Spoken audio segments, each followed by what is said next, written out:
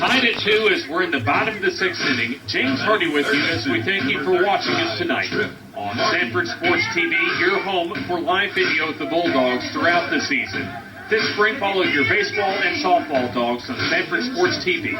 Just look for the video link under the media tab online at sanfordsports.com. First pitch for Stout in the inning to Trip Martin is low and inside. Martin was at the plate and Philippin was picked off at first base. Wind and Stout's pitch is well outside with the fastball. Chance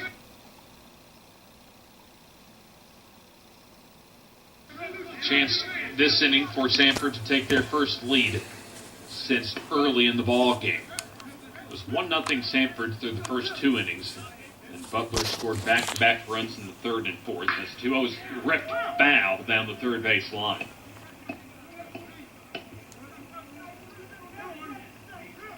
Butler with activity down the left field line in their bullpen as they'll have a left-hander up, warming up. Here's the 2-1. There's the foul ball out of play off to the right.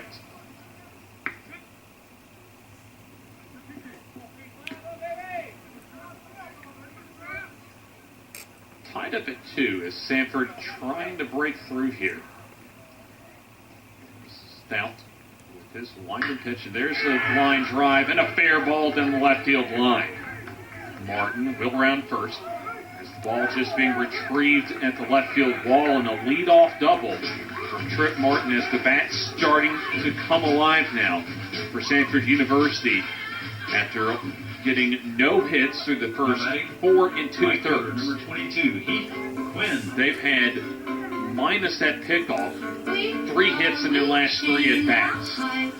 Heath Quinn has walked and flied out to right tonight as he's 0 for 1. Got to at least find a way to get that runner at second to third base. Pitch for Stout is outside. It might have been a strike, but Quinn's ahead in the count. Either find that single or somehow get the ball on the ground at the right side. Middle innings, now in the bottom of the 6th inning, is a well-located fastball. Now evens the count at 1-1. We'll be with you all throughout this weekend on Sanford Sports TV for Sanford Baseball. 2 o'clock first pitch tomorrow and a noon first pitch on Sunday as the ground ball is just fouled down the third base line. Drew McWhorter on deck for the Bulldogs at Sanford. Sanford University, at least not leaving the state of Alabama through their first month of the season. Go to Louisville for their first out-of-state road trip in a couple weeks. Is the 1-2. As fastball, that's a little bit high. Sanford will go on the road, though, but just maybe a couple of hours or so down to the south in Pike County, Alabama, to face Troy University. That will be a 6 p.m. first pitch on Tuesday. It's the 2-2. There's a ground ball left side to the shortstop as Horowitz will throw to third, and they'll say that the runner's safe. So we'll have a time called as that was a risky play that time for Martin, the runner at second base, to try and go to third on that ground ball. And Sanford gets away with not the best base running decisions. That'll go down as a fielder's choice. So both runners are safe. Runners at the corners with just 1 out. As Steve Farley still talking and now wraps it up. Advantage here for Sanford with the go-ahead run. Nobody out, just 90 feet away for Drew McWhorter, who has popped up to second base and is grounded out to first. You'll even take a ground ball double play here with the low-scoring nature of the ball game, just so you can take the lead going in to the final 3 innings. currently tied at 2. Over at third is Martin, and at first Heath Quinn. Warming up the bullpen for Butler is Gunnar Johnson. Here's the off-speed changeup that's high. Don't have a pitch count for Stout, as tonight so far his longest outing of the season. Only went 3 innings against Pitt and gave up 10 earned runs in his most recent outing, as his fastball sails high for Stout.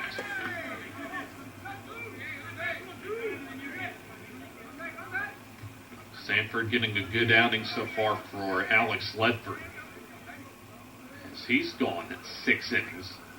Samford trying to get a run across so he can qualify for the win.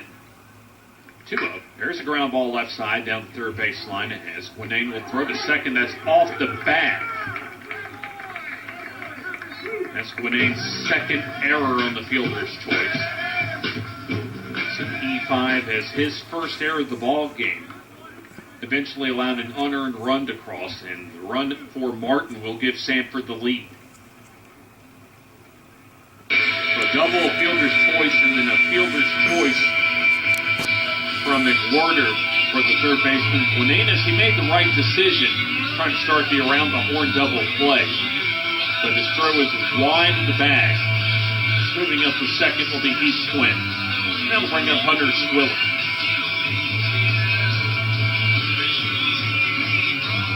Sloppy night weather-wise, and a sloppy outing defensively, especially on the left side of the infield for Butler.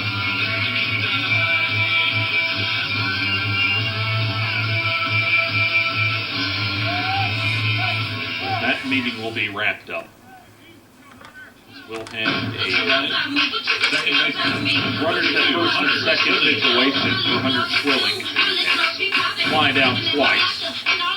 Once to left and once to center field.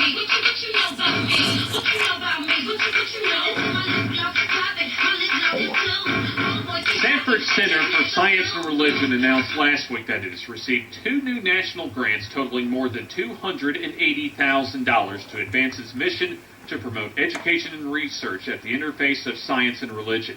You can learn more about the center's work at sanford.edu. Rain's starting to pick up now as Samford has the lead, and they'll certainly not mind more of the rain falling. An official ball game is bottom of the 6th inning. Samford once behind 2-1, now up 3-2. First game of the weekend for them. Coming off of their best performance by far of the season in a 13-5 win over intra-city rival UAB. Like Mike Grace mentioned in pregame, 9 straight wins in the series for Samford over UAB. Even though we stand alone, we stand together. Coming into today for Casey Dunn, has a 2-1 record against Butler University, all-time as the head coach at Samford University. But I can certainly remember when Casey Dunn was a star catcher down at Auburn, taking Auburn University to the postseason and into the College World Series in the late 90s. Here's the bunt, and a good one for Swilling is this will be Stout having to make a weak throw as that will go down the right field line. But here comes Quinn coming home to score. That will be the second straight error of the ball game, and that will be an unearned run for Stout. Sacrifice for Swilling, and an E1, the second error of the ball game for Stout. We will have the rain continue to come down. And they'll look at the injured man down the first base line.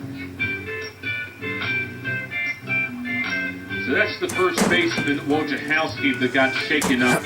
Swilling was arriving at first base, and also the ball thrown from Stout. 4-2, Samford with the lead. 4 runs, 4 hits, and an error. 2 runs, 4 hits, and 3 errors. Former U.S. Ambassador to Oman, David J. Dunkard, will share insights from his 29-year U.S. Foreign Service career during a visit to Samford University, March 3rd through the 7th. as the 2014 Woodrow Wilson Visiting Fellow. This includes a public lecture and dinner with Dunford on March the 4th. For more information, visit Samford.edu.